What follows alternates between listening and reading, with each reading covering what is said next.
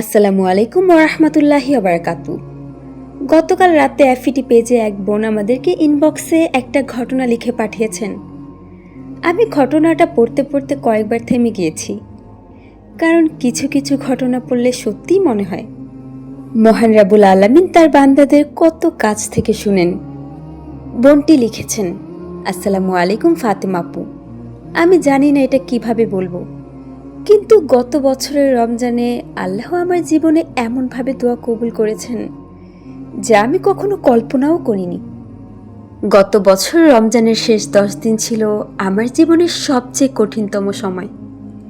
পরিবারে অনেক সমস্যা চলছিল, আর্থিক চাপ ছিল, তার উপর আমার একটা খুব বড় ইচ্ছে ছিল, কিন্তু চারপাশে সবাই বলতো এটা সম্ভব না। আমি নিজেও মাঝে মাঝে ভেঙে পড়তাম, তবুও মনে মনে ভাবতাম মানুষ যদি না পারে আল্লাহ তো পারেন। তাই 21 রোজা থেকে আমি নিজের সাথে একটা সিদ্ধান্ত নিলাম, রমজানের শেষ 10 রাত আমি শুধু আল্লাহর কাছেই চাইব। প্রতিদিন রাতে তাহাজ্জুদের জন্য উঠতাম, ওযু করে নামাজ পড়তাম, লম্বা সিজদায় পড়ে কাঁদতাম। দীর্ঘ সিজদায় আমি আমার রবকে এভাবে বলতাম, ইয়া রহমান, আপনি তো অসম্ভবকে সম্ভব করতে পারেন। এটা যদি আমার জন্য ভালো হয় তাহলে এমনভাবে ব্যবস্থা করে দিন যাতে আমি বুঝতে পারি এটা শুধু আপনার পক্ষ থেকেই এসেছে। এভাবে আমি আমার রবকে প্রতিদিন বলতাম।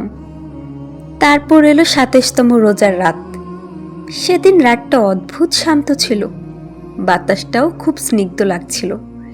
ইবাদত করতে করতে আমার মনে হচ্ছিল আজকের রাতটা অন্যরকম। আমি তাহাজ্জুদ পড়লাম, তারপর সিজদায় পড়ে অনেকক্ষণ কাঁদলাম। সেদিন আমি আমার রবকে সব খুলে বলেছিলাম, মনের কষ্ট, ভয়, আশা সব। আমি আমার রবকে এভাবে বলেছিলাম, ইয়া রহমান, আপনি যদি চান এক মুহূর্তেই সব বদলে দিতে পারেন।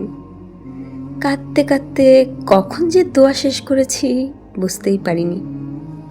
ফজরের নামাজ পড়ে একটু ঘুমিয়ে পড়েছিলাম। দুপুরের দিকে ঘুম থেকে উঠে ফোনটা হাতে নিলাম, দেখি একটা মেসেজ এসেছে। আমি মেসেজটা খুললাম, আর পড়ার পর কয়েক মিনিট ফোনটা হাতে নিয়েই বসেছিলাম, কারণ সেই মেসেজটাই ছিল আমার সেই দোয়ার উত্তর।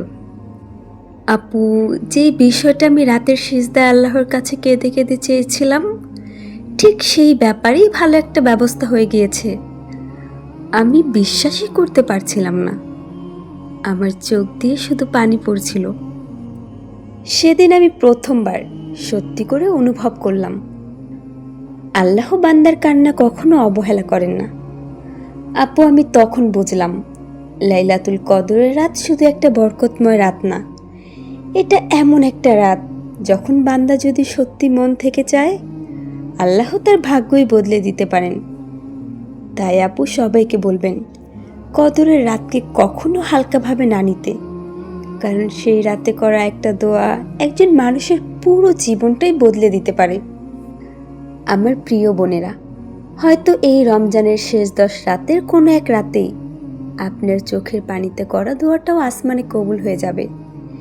তাই আজ রাতেও চাইতে থাকুন, কারণ আল্লাহ কখনো কান্না ভেজা দোয়া ফিরিয়ে দেন না।